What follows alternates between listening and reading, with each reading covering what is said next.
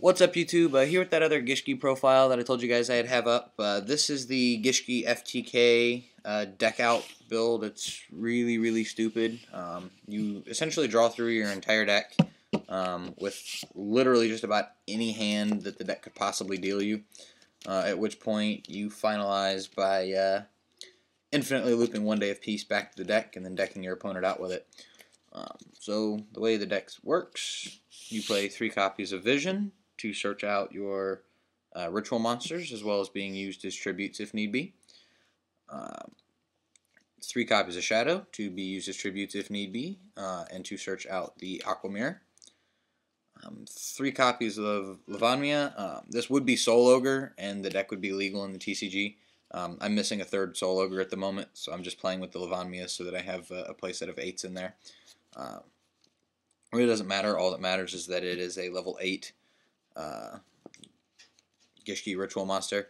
In the long run, I may play this guy once he's legal over Soul Ogre anyways, because if you have to go into beatdown mode for whatever reason, this guy can net you some advantage, but it really doesn't matter. All that matters is that he's level 8 and searchable. The win condition of the deck revolves around 2 copies of Iwagishi Mind August. When this guy is summoned, you can bounce up to 5 cards from any graveyard back to the deck, and we will use that to loop our 1 day of peace.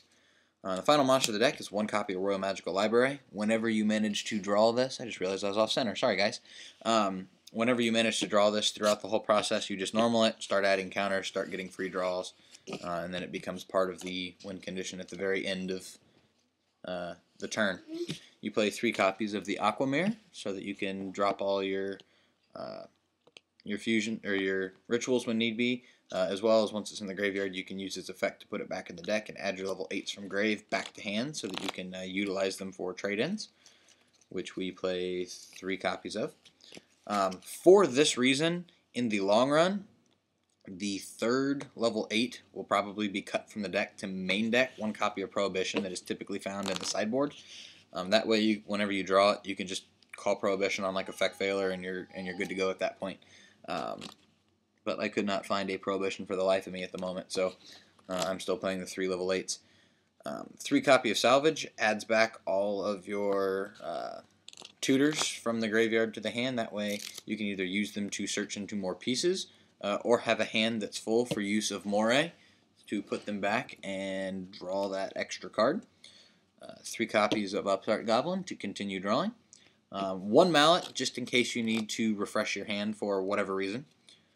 3 copies of Into the Void, which in this particular build are no more than 3 more copies of Upstart Goblin. 3 copies of Hand Destruction to push your way through the deck. 2 copies of Magical Stone Excavation.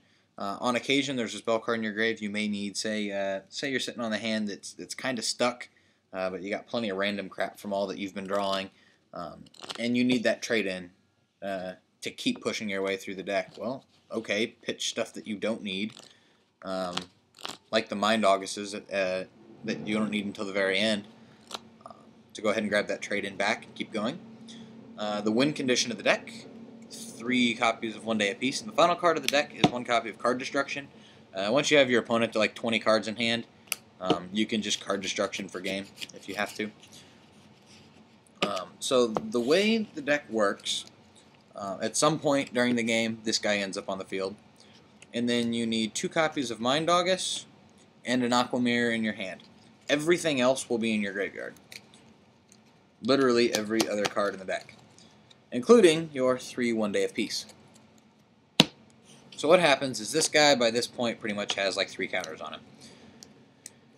You activate the Aqua Mirror, tributing, this is your graveyard, tributing 1 of the Mind Augusts to special the other Mind August. The Mind August here's effect will activate, taking your 3 copies of 1 day of peace and turning them into your deck. So now we have this deck of 3 cards, right? The mirror will go to the graveyard. You'll remove your 3 counters here to draw, which will be a copy of 1 day of peace. You can activate that 1 day of peace. You get a counter here, and you draw, which is another 1 day of peace. You activate that 1 day of peace to draw again, which is the 3rd copy of 1 day of peace. You get a 2nd counter on your library, These are in your graveyard, of course, at this point. You will activate the effect of the Aqua Mirror to put it back to the deck, to add the Mind August back to your hand. So your hand now consists of Mind August and 1 Day of Peace with the Aqua Mirror in the deck. You play the third copy of 1 Day of Peace to draw the Aqua Mirror. Your third 1 Day of Peace goes back to the graveyard. You have 3 counters now on Library. You activate Aqua Mirror, tributing this Mind August for the Mind August that is in your hand. Its effect will activate, putting the 3 1 Day of Peace into your deck. Mirror to the graveyard. Remove 3 to draw, activate, counter, draw, activate, counter, draw, activate mirror, add to hand, activate, third counter, draws Aqua Mirror, activate Aqua Mirror, tribute to summon, effect to bounce your 3 1 Days of Peace back to the deck, rinse, wash, and repeat until you deck your opponent out. So the only thing the deck is particularly weak to is a copy of, say, like Effect Veiler or Herald of Orange Light, things of that nature.